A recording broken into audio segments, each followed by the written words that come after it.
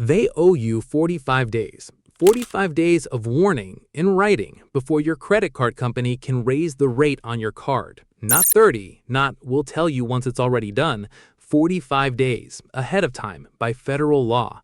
And most people spend every one of those days doing nothing because the warning showed up in a white envelope that looked exactly like the junk that piles up by the coffee maker. Important changes to your account terms. Into the trash it goes. So if the rate on your card just went up, there's a question sitting under all of this that should make you a little uneasy.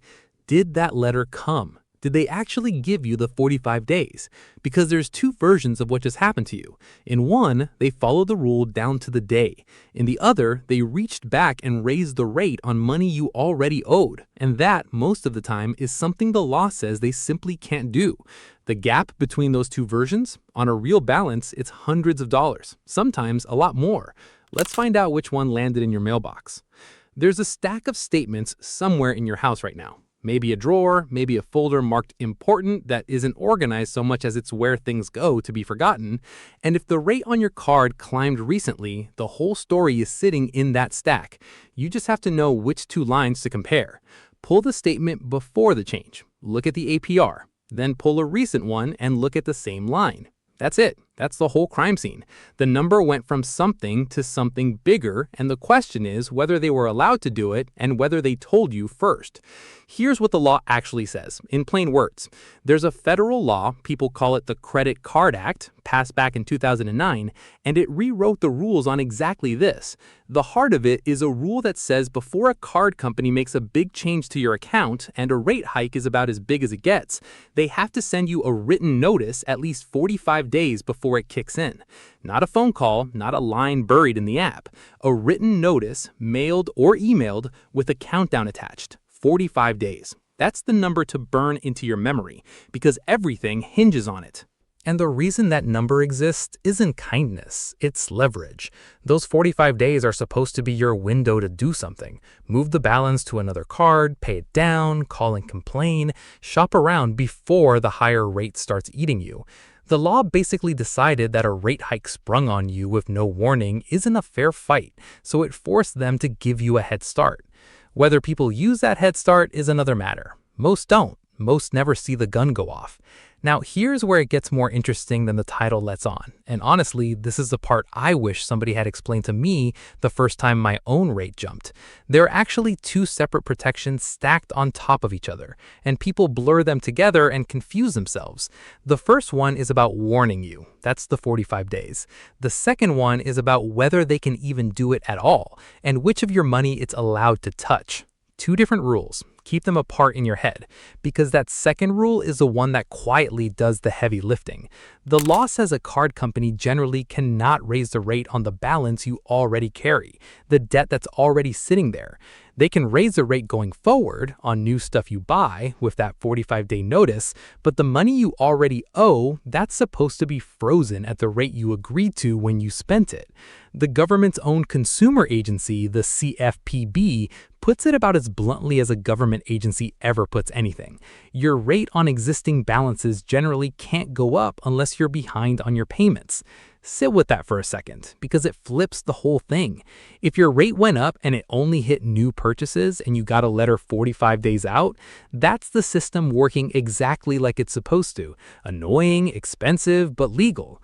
But if you open that recent statements and the higher rate is chewing on a balance from months ago, on purchases you made back when the rate was lower, and you were not seriously behind on payments, that's the version where something may have gone wrong. That's the red flag. That's the one worth chasing. And I'll say something a little contrarian here, because a lot of the advice floating around online treats every rate increase like an outrage, like you've automatically been wronged. You haven't necessarily. A card company raising your go-forward rate and sending you proper notice isn't cheating you. It's doing something the law specifically lets them do. Getting furious at that is like getting furious at rain. The energy is better spent on the thing that's actually against the rules, which is the retroactive reach back onto old debt. That's the real target, not the hike itself, where it landed.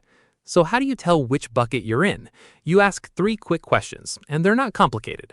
1. Did the rate actually go up? And on what? new purchases only, or the balance you already owed. That one distinction decides almost everything. 2. Did a letter come? Look back roughly 45 to 60 days before the change took effect. Was there a notice? Did it give you the time the law requires? 3. Which kind of increase was it? And this is where it stops being a simple yes or no, because there's a whole category of increases that are allowed to skip the separate warning entirely. And if you don't know they exist, you'll think you got cheated when you didn't. I had to slow down on this part myself, because at first it sounds like a loophole big enough to drive a truck through. It isn't, but it's real, and it changes how you read that statement. Think about a card with a variable rate, the kind where the fine print says your rate is tied to some outside number that moves on its own. When that outside number climbs, your rate climbs with it. And the company doesn't have to send you a fresh 45-day warning every time, because technically they're not the ones changing your rate. The market moved. They just came along for the ride. No letter, still legal. And that's just the first of the exceptions, which means the honest answer to did they have to warn you is usually yes, but there's a short list of times when they didn't. And knowing that list is the difference between wasting a weekend furious over something that was allowed and catching the one thing that wasn't. So before you pick up the phone ready for a fight, you need to know exactly how bad it can actually get and exactly where the line sits between what they're allowed to do to you and what they're not, because the truck-sized loophole has walls and they're closer together than they look. Take that variable rate card again, the one that climbs when the outside number climbs. Yes, they can raise it without a French letter, but there's a second exception people trip over, and it's the disappearing 0% deal. You signed up for a card dangling a promotional rate, 0% for a while or some low teaser number, and then one day it's gone, and the real rate has landed on your balance and you feel ambushed. But if they told you up front, this rate lasts this long and then it becomes this, that's not a surprise increase in the eyes of the law. That was the deal you took. The higher rate was always the plan. You just weren't reading page 4 the day you signed up. Almost nobody is. So now you've got the shape of it. The 45-day warning is the rule. Variable rates that ride an outside index and promo rates that expire the way you were told they would, those are the times the separate warning doesn't apply. Everything else, they owe you the notice. And then there's the one exception that can actually reach back and grab your old balance. The thing I said they generally can't do. There's a door. If you fall far enough behind, we're talking more than 60 days past due, the rules change, and the company can raise the rate on what you already owe. Not for being a day late, not for being a week late. 60 days. That's the threshold where the protection on your existing balance falls away. And even then, they still have to send you the 45-day notice first. There's just no version where the letter isn't required. The letter is always required. It's who it can be applied to and which balance it can touch that shifts. I want to stop on something, because when I first read the mechanics of the timing, I genuinely had to read it twice. It sounded like a trap hiding inside the protection. Here's the wrinkle. The letter goes out, the clock starts, but the new rate can start applying to purchases you make more than 14 days after that letter. While the interest itself, the actual charging at the higher rate, doesn't begin until day 45. So there's this strange middle zone, days 15 through 45, where anything you buy is already sitting in higher rate territory, even though the higher rate hasn't officially switched on yet. The only clean way out of that middle zone is to pay those charges off before the effective date. And I'd bet almost nobody knows that window exists. I didn't for years. It's the kind of detail that's technically disclosed and practically invisible. Let me put two people side by side. Same card, same rate hike, same 45-day letter landing in their both mailboxes on the same Tuesday. One of them opens it, reads it, sees the number climbing on new purchases, calls the bank, moves the balance to a different card while there's still time, stops charging to the old one, rides out the window. By the time the higher rate switches on, there's almost nothing left for it to bite. The other one does what most of us do. The envelope goes in the pile. Important changes to your account terms. Sounds like nothing, looks like nothing. 45 days go by, then 60. Then a statement shows up and the interest line is suddenly a different animal. And now they're carrying a balance at a rate they never really registered agreeing to. Same letter, same day. One acted inside the window, one never opened it. Months later, one of them saved themselves a few $100s and the other one is paying it, slowly, without ever quite knowing when the meter changed. That's the whole game, really, not the letter, what you do in the days after it. And the dollars aren't small. The average rate on cards where people actually carry a balance is sitting north of 21% right now. Say you're carrying $6,000 and the rate jumps from around 21 to a penalty rate near 30. That gap, just the gap, is somewhere around $540 a year, every year you carry it. That's not a rounding error. That's a car repair. That's a month of groceries for a lot of households. That's the reason the warning rule exists in the first place. Quick detour, because it's connected and people mix it up constantly. There was a whole fight over credit card late fees. The government tried to cap them at $8, and then a court threw out that cap in the spring of 2025, so late fees went right back up to around $30, more for repeat slip-ups. Worth knowing. But a late fee is not a rate increase. Different thing entirely. When you're reading your statement, don't let a fee dispute and a rate dispute get tangled together. They run on separate rules, separate protections. Okay, back to the rate. I should be honest about a limit here, because this is where the internet oversells it. If you go looking to fight your bank over a rate hike, the ugly truth is most card agreements you signed quietly force these disputes into private arbitration instead of a real courtroom. So the fantasy of dragging them before a judge usually isn't on the table. That doesn't leave you powerless, not even close, but it does mean the realistic path looks different from what people picture. It's quieter, it's more paperwork than courtroom. This exact kind of fight actually went all the way to the Supreme Court once, back before the rules currently existed, and it's worth knowing how it ended because it tells you exactly why the 45-day rule had to be invented in the first place. And the answer is not the one you'd hope for. The case was Chase Bank versus a cardholder named McCoy, and the year was 2011. McCoy's story is almost boringly familiar. He paid late, the bank raised his rate. And then, this is the part, they applied that higher rate backward onto the balance he already carried, without warning him first. He sued, said they can't do that without telling me. The Supreme Court sided with the bank, 9-0. Not because it was fair, because the law as written back then didn't require the warning. The rule simply hadn't caught up yet. So a card company could raise your rate, reach back onto old debt, and skip the notice entirely. And the highest court in the country shrugged and said, technically, that's allowed. That's the world before that decision. That decision is basically the reason the rule you now have. Congress looked at exactly that kind of move and said, no more. You have to warn people and you can't reach back onto the balance they already owe.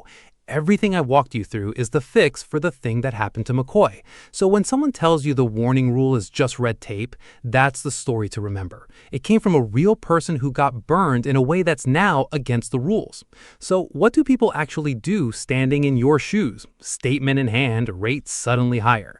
The first move is the least dramatic and the most useful. Read the letter you probably didn't read. Find it. Check your mail. Check your email spam folder. Check the messages inside your account online. You're looking for one thing, the date. When did it go out and how many days before the change? If it gave you the 45, they cleared the biggest bar. If you genuinely can't find any notice at all and the rate still went up, that's the thread worth pulling. Then, if the increase only hit new purchases and you want out from under it, the thing people generally do is move the debts or stop feeding the card. Transfer the balance somewhere cheaper, or at least quit adding to it, ideally inside that window before the higher rate switches on. The obstacle here is obvious and human. Opening a new card to move a balance is a hassle. Your credit might not love it, and there's a fee to transfer. Nobody does this on a good day. People do it when the math finally scares them enough. If it's the other situation, the higher rate landed on your old balance and you weren't 60 days behind, then the move is different and it starts with a phone call to the bank you already don't want to call. You put it in writing, too. And when the bank does what banks do, which is nothing or will look into it, the real tool is the complaint. You can file one for free with the CFPD, that's the Federal Consumer Agency, at consumerfinance.gov. They pass it to the company, and the company generally has to respond within about 15 days. It's not magic, it's not instant, but it puts your problem on a desk where somebody actually has to answer it instead of dying in a hold queue. Your state attorney general's office is another door for the same kind of thing. The friction is real at every step. The bank rep who's trained to de-escalate you into giving up, the transfer offer that looks great until you read the fee, the complaint that takes a few weeks to move. This is not the kind of thing that resolves by Friday. It resolves for the people who are a little more stubborn than the system expects them to be. And I'll give you the one opinionated thing I'd tell my own parent. Don't wait for the perfect certainty before you act. People sit on these letters because they're not sure they're allowed to be upset yet. They want to be positive something's wrong before they make a fuss.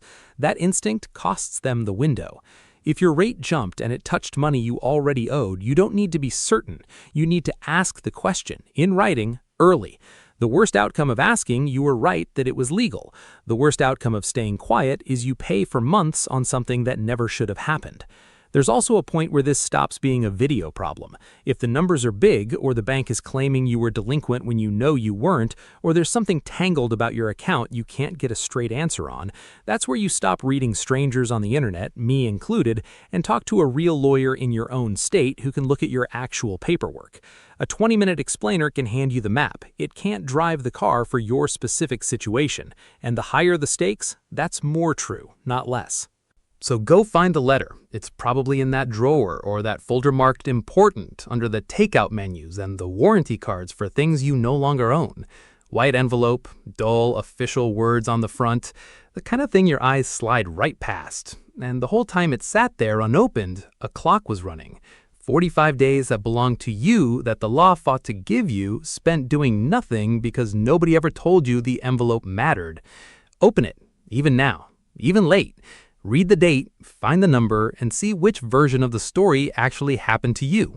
I don't know why they make the most important letter you'll get all year look exactly like the one you're supposed to throw away, but they do.